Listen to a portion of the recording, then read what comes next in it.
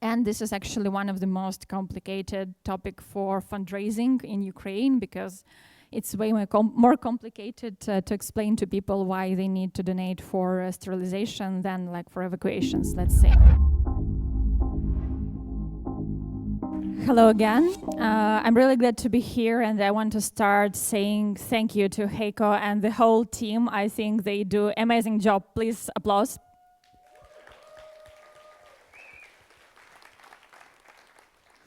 And I also want to thank each of you who is sitting here, because I know that's a tough job. I know we have a lot of pressure from the society, and I know we have to develop ourselves really a lot to stay positive in what we're doing. So I want to thank each of you, because we change the world. It's true. Thank you.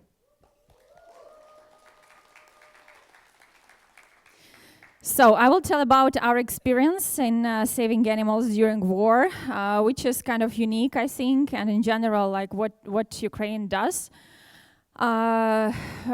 According to the law, international law, and making Russia pay for ecological crimes. It will be a unique experience for the whole world. There was only one case when International Criminal Court had the case on ecological crimes. So Ukraine is trying to make it a kind of normal to be accountable for countries if they do ecological crimes. And we will also talk how ecocide differs from ecological crimes and etc. So let's start a little bit from the beginning. Our work, UAnimals, exists from 2016, and this is a picture from the event I love so much, which we had before a full-scale invasion every year. It is Animal Rights March. This is the photo from Kyiv, and in Kyiv we gather 5,000 people who go in the street. Plus, in other cities also people attend, and altogether these are 30 cities. So this Animal Rights March we have each September. We had each September. Nowadays we are not able to walk people in the street, but it was always a starting point for us to establish work for the whole year. And if we see a little bit of the history, like what have been happening, first of all, UAnimals started from the topic of circuses with animals. It was like the very first topic, but very quickly, in a few months, it grew to all other topics. First of all, animals in entertainment, then testing on animals, then fur farming, and the rest and the rest. So nowadays, we cover all the topics related to animal rights. In 2018 there was a big campaign. We are the part of Fur Free Alliance, so we set up a lot of campaigning on that. And actually we used to measure the statistic with some psychological agencies, and we see how people's opinion change. So before full-scale invasion, our main aim was to change people's opinion on what is happening with animals. And with that, knock all doors to governmental structures and change the laws. So that was the main idea. In the center photo, you can see that's a football stadium, which is actually burning. And this is to show you the example of the way we use creativity, because for us, it is one of the most strong part UAnimals has inside of the team. We have really creative people. That's why we always find something to catch people's attention, and that's why media love us. Like, they will never write just about some, same things which are happening all over again. So every time they need something new, something touching. And then when we wanted to draw people's attention that they can't burn grass, it's a huge problem in Ukraine that people burn grass, and it causes huge fires. Animals die, like small baby rabbits in the grass. So that's why we went and we made this video with burning Dynamo Stadium, which had some awards in PR conferences or so. In 2021, we had some very important laws. I don't know, I'm sleeping. In 2022, war started. Separately here you will see I mentioned Kakhovka because this is one of the biggest cases which is not just an ecological crime, which is ecocide, and we will talk about that more. And now I will ask to switch on the video.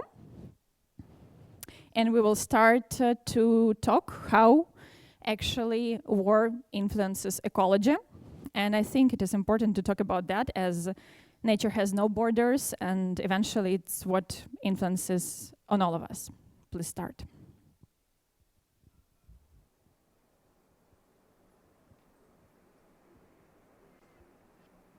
Ukraine and its natural riches, forests and biodiversity.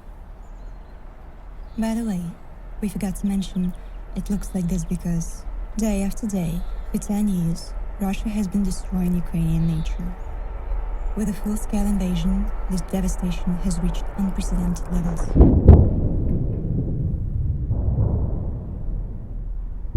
This is where it gets truly horrifying. 35% of Europe's biodiversity is in Ukraine, and 32% of the national natural parks and reserves were occupied. The environment knows no borders. Following the invasion, the Russian military occupied the reserves, causing physical destruction of plants and animals, habitat deterioration, and damage to topography. Do you grasp the horror of the situation? The level of CO2 increases due to military activity and the destruction of forests.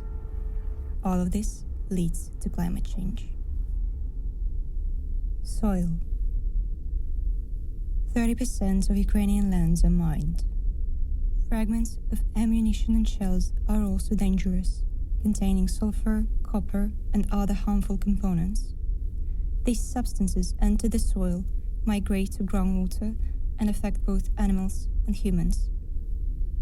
Water. 15,600,000,000 cubic meters of wastewater were dumped into the water bodies of Ukraine as a result of hostilities.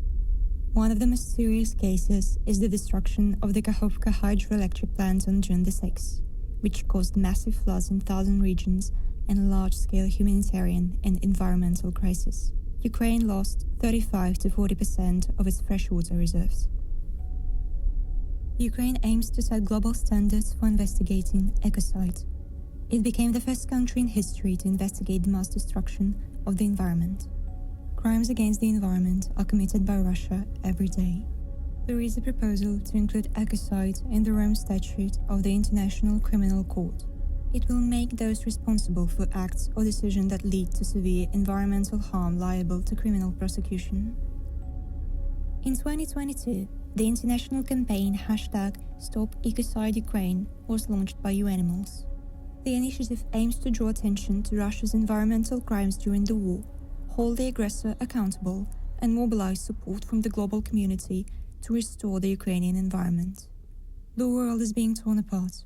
Will we continue to watch this violence silently?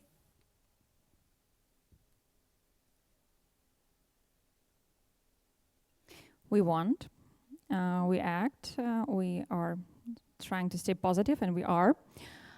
Please bring back my presentation, and we will speak a little bit more about the numbers and about the ecology. So, actually, yeah, what was already said about water, and just a week before I came here, we had a news about, and it was something new. Actually, it's always something new going on from the Russian side.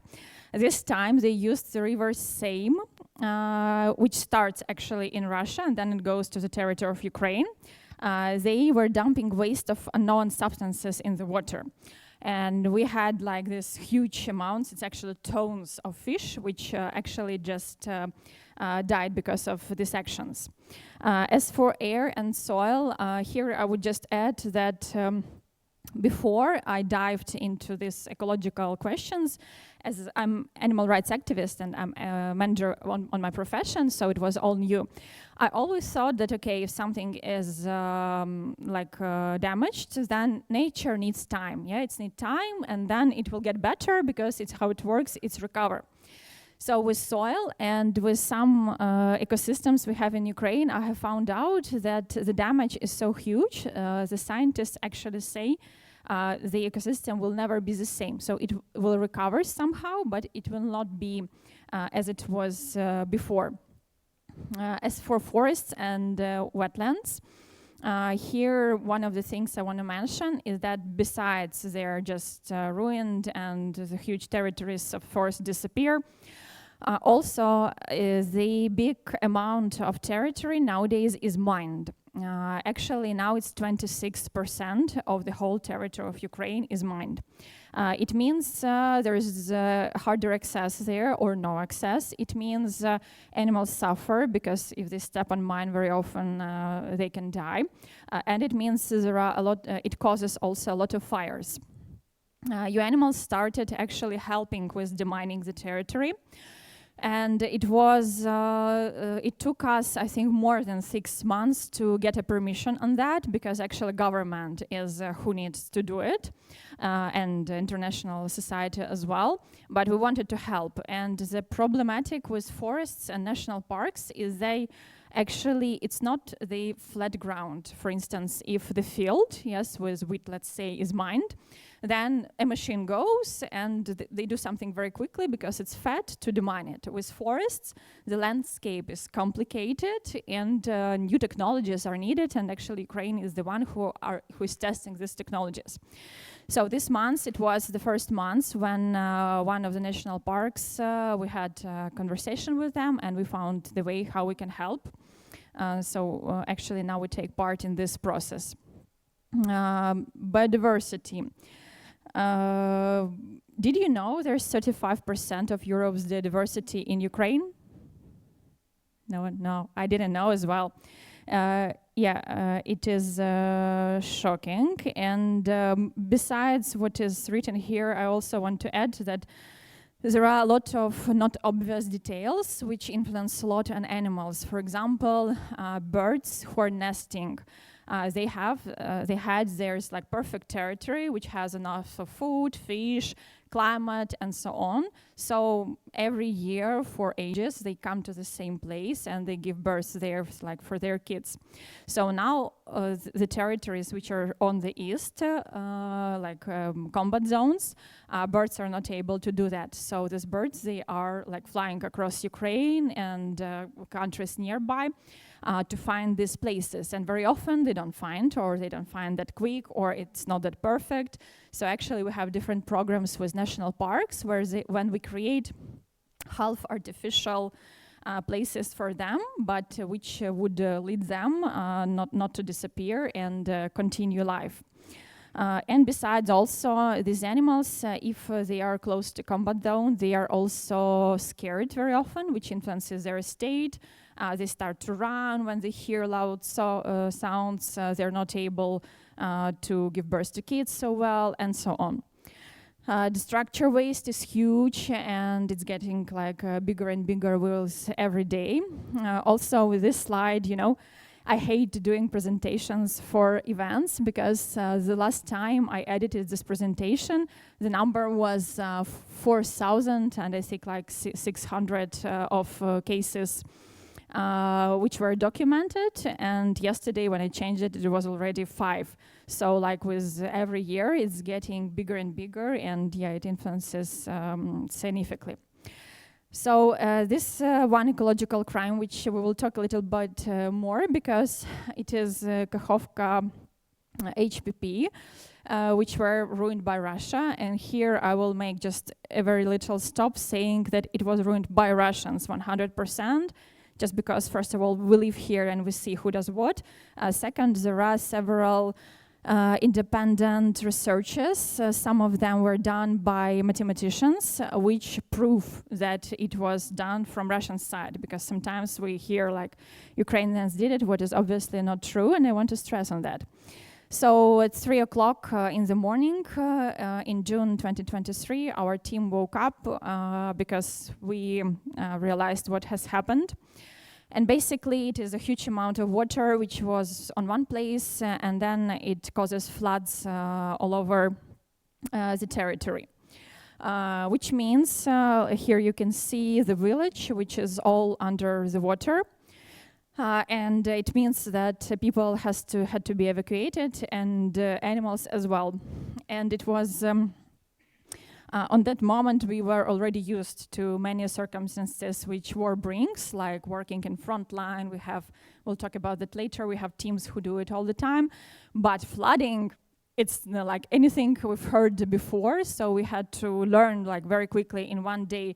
Okay, we need boats, what kind of boats, how they should work, is there a permission to go there, how we cooperate with governmental structures. We also fundraised a huge amount of money to help to buy special equipment for other organizations and so on. And why it's considered an ecocide. Do you know, raise your hand if you know the Stop Ecocide International movement? Okay, so basically Stop Ecocide International movement, it exists already for many years. And the aim is to make ecocide one of international criminal cases. So nowadays, it's not possible to judge a country if they do an ecocide, meaning not war-related ecocide, like in Ukrainian case, but just peaceful ecocides. Yes, for example, if a business for their purposes, they want to destroy a forest, and if it's proven that it has a widespread influence on nature, International Criminal Court is not able to make them pay for this. So actually this movement about ecocide, they want to add this like one of the cases when International Criminal Court can work with this. And the difference between ecological crimes and ecocides is that ecocide is severe, widespread, and long-term damage. And this is actually what happened in Kakhovka. Next, let's speak about global threats. As I said, like nature has no borders, and Russia is a country who constantly says about nuclear threats, and another ecocide, another ecological crime which can be called ecocide, is connected with this neutral source nuclear facility in Kharkiv. And for more than a year already, the Zaporizhzhia nuclear power plant station is occupied by Russians, and very often we can see news with fires there, and yeah, they're just threatening to use it against basically Ukraine and the rest of countries. Then, as it was said, it's a strong influence on climate change, and a lot of things influence on that. First of all, what is happening on the place, like all this forest burning, all these emissions and so on.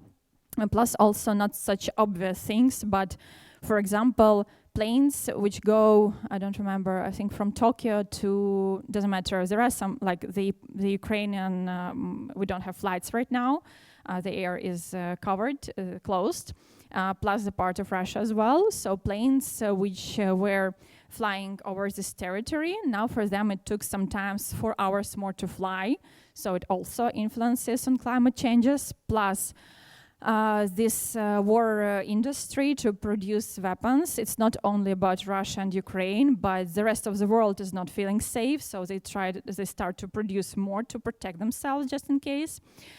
So the quicker we finish it all, the safer the climate will be. And also, Ukraine is actually the second largest grain producer exporter in the world.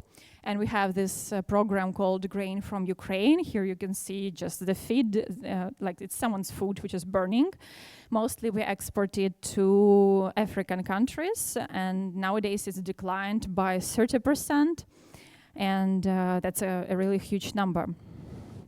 Of course, there is this chain effect, what they call also the butterfly effect. If in one corner of the world something is happening, then it influences the other corner of the world.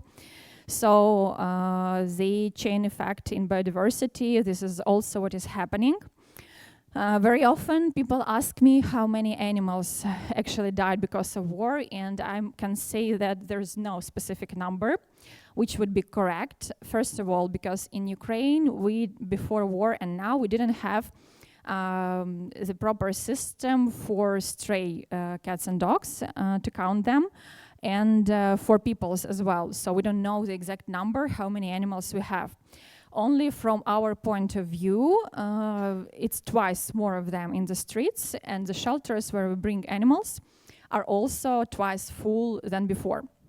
What we also know for sure is that 80 species may disappear at all because they were already on the edge of extinction. Just war added this possibility to that they will disappear quicker. And we also know that 6 million of animals on farms were killed. But I suppose this number is much way bigger because we don't know what happens on occupied territories. And I recently had news about one farm with pigs, which was left with no people at all, and Ukraine cannot reach it, and Russia just left it. So I suppose 6 million is way too positive. So let's move to our work and what we do with this. We are an NGO, so our the sphere where we can do an impact, this is actually people's attention. And we have started this campaign, Stop Ecocide Ukraine, in 2022 because we realized that nature and animals, the fact that they're killed, it's not a side effect of the war. It's actually one of the goals. First time I realized it, it was in the very beginning, I think February 2022, when Russians entered Kiev territory, and there was a shelter for cats and dogs, and they were just killing animals with no reasons, nothing. Then they were shooting zoos, then national parks. When they enter to national parks and they occupy it, they bring all rare species of animals to Russia, basically steal them, and so on and so on. So as an animal rights organization, we started to speak about this ecological problems, and we do campaigning demonstrations, we show movies, we create photo exhibitions, and so on to draw attention. Sometimes we created for wide audience, sometimes we created for diplomats, ministries, and so on. These are just my 2 favorite cases. That's in New York, and you can see the missile. So it's an artificial one, of course, but it looks exactly like the one which has fallen in Kharkiv. And there was one very popular image of administrative building in Kharkiv and this missile, so we recreated it. It's the whole adventure was sending it from Ukraine, to United States. But anyway, so we kind of used this bull, and in this case, he was running from Russian aggression and ecocide. And the second nest is made of anti-tank lines or whatever, how they called. So they aim, and this nest, it's in Ireland, in National Museum. And the idea is that actually war influences birds as well, something like this. I would also add that for us, when we started this campaigning, there were a lot of demonstrations already all over Europe and the world about Ukraine. And Ukrainian activists over there, they said that the fact that we started to do it, it was like the fresh air for them.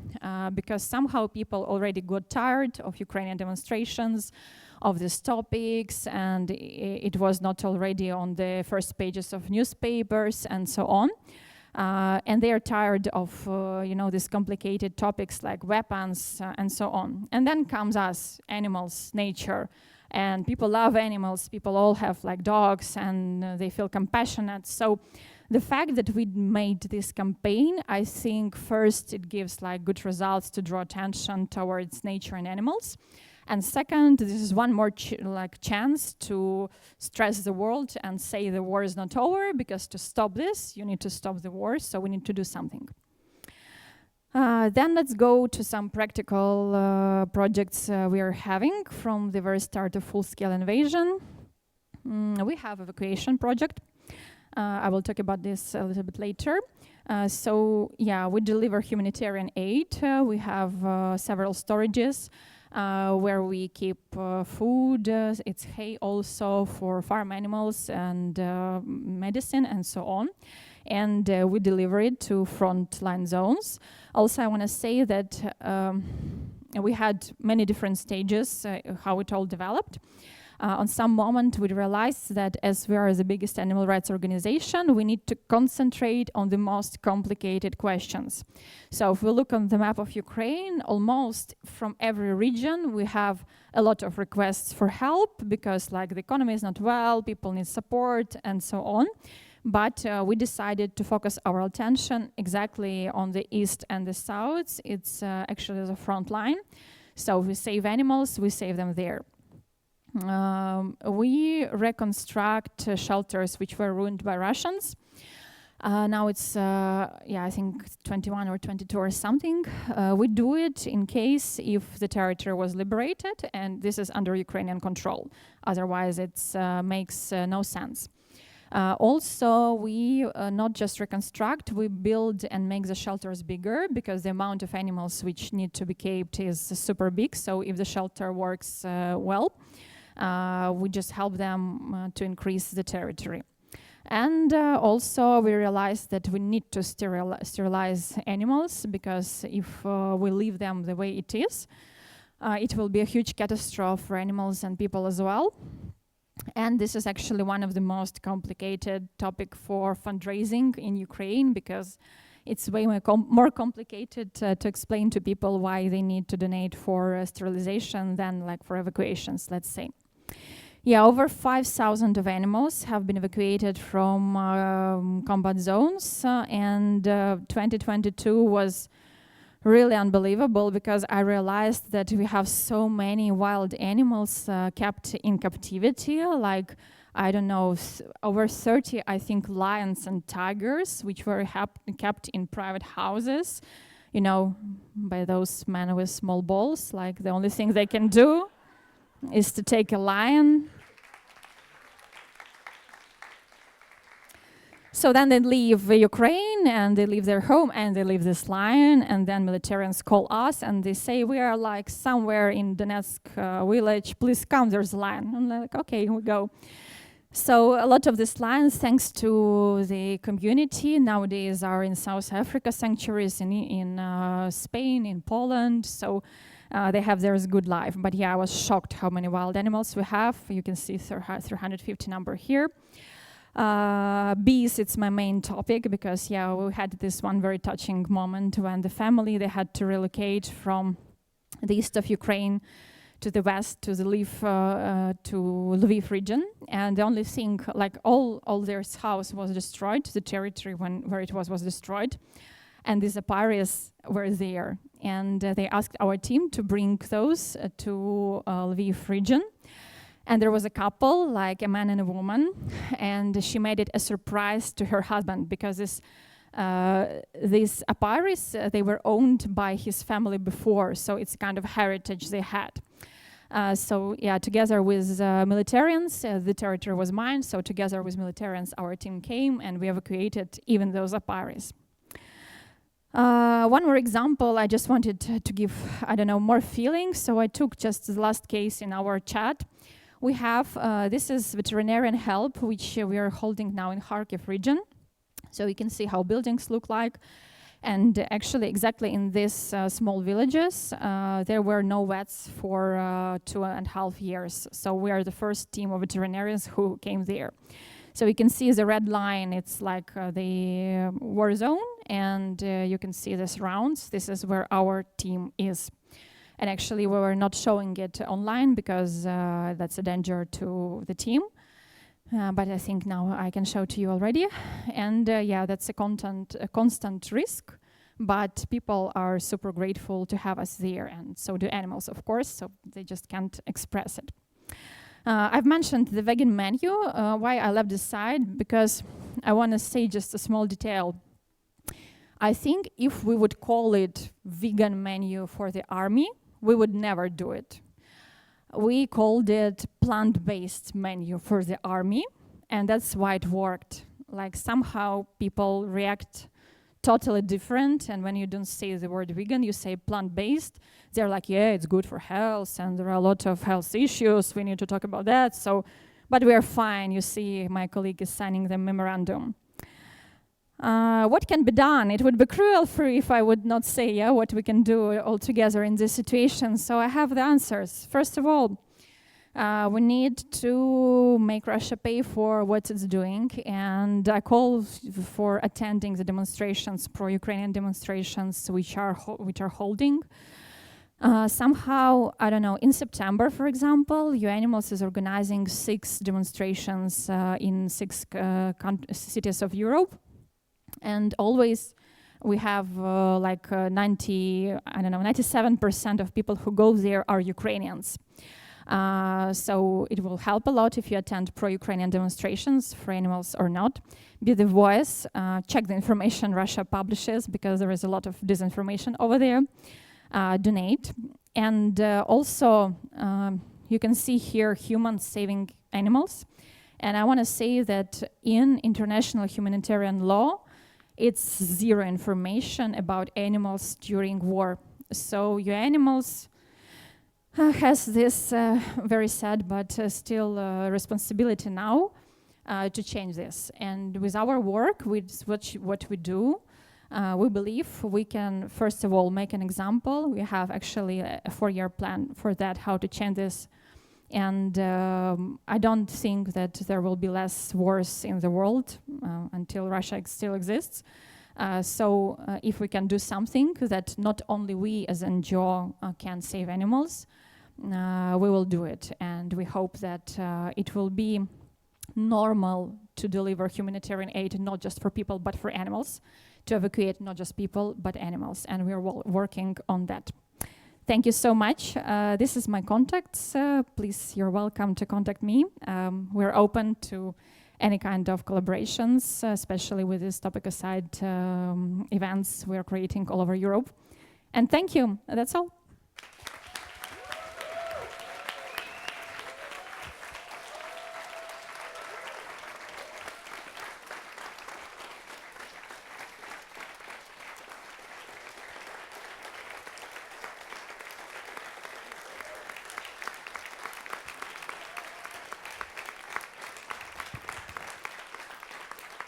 Thank you. Thank you so much.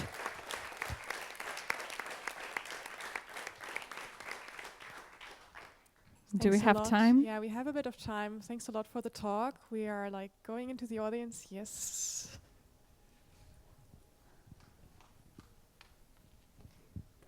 Hi, I just have a quick question. Are you active or are you planning any demonstrations or anything in Georgia? Because I'm based there.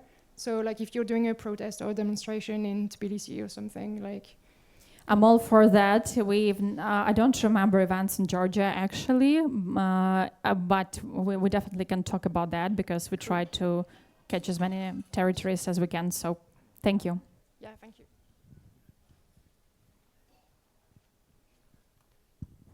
Thank you for everything that you're doing. I was wondering how much help are you getting financially or in people assisting you from other animal rights and animal welfare organizations in Europe? Or do you really all have to do it as UAnimals by yourselves? This is one of the topics actually which I'm working actively right now, because 95% of donations which we gather, we crowdfund them from Ukrainians mostly and a little bit from international society, and 5% goes to to other help, which includes funds, including international animal rights and businesses. So that's something we want to change because it's complicated to rely only on one resource, and we want to expand it. So yeah, that's the answer. We have a bit more time. Another question?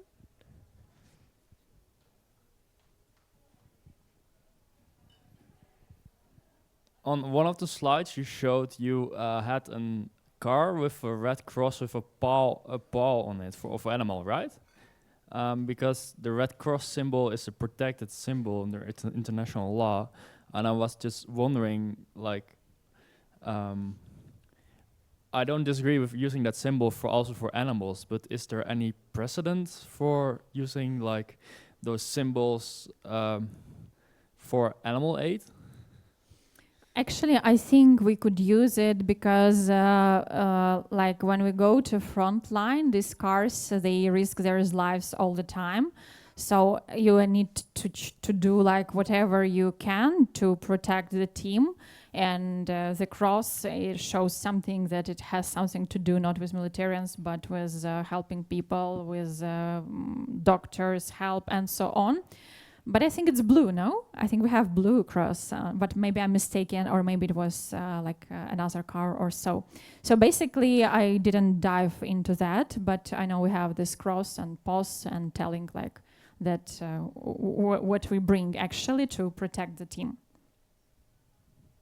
One more question? There's one more over there. Okay. Hi. First of all, thank you very much for the work you're doing for the animals, for Ukraine, and for the world. Actually, I understood that from your presentation. I also heard 2 years ago, 1.5 years ago, that maybe there's a problem with ammunition. A lot of Western countries have emptied their reserves to support Ukraine, and there is not really a list of the stuff that goes in the ammunition, the poisonous stuff like mercury and all that. Is that already being met, that problem? And if not, maybe I have an entrance to aid you with that. So that's why I'm curious about it. I'm sorry, I didn't get the question. Okay, no, but my English is not very good at this point. There's ammunition being used from different countries in Ukraine for the war. Okay. And there are toxic ingredients in the ammunition. And I understood that it's not clear, there's no list of stuff that is being used. So after the victory, when you want to clean the area, you don't know how to clean it because you don't know what kind of stuff goes in which ammunition. And that can be a long-term problem for the soil, for the environment. Yeah, there is definitely the huge problem with what will be left after war. But I'm not professional in that one, so I will just skip the answer because I don't know if they do have some solutions. I know ecological groups work on waste topic a lot, and they try to come up with ideas what can be done, but it's just not our focus, so I don't have any details to add to what you already know. Okay, thank you very much. We are running out of time. I thank you a lot, Olga, for this very touching presentation, and have another round of applause. Thank you. Thank you so much.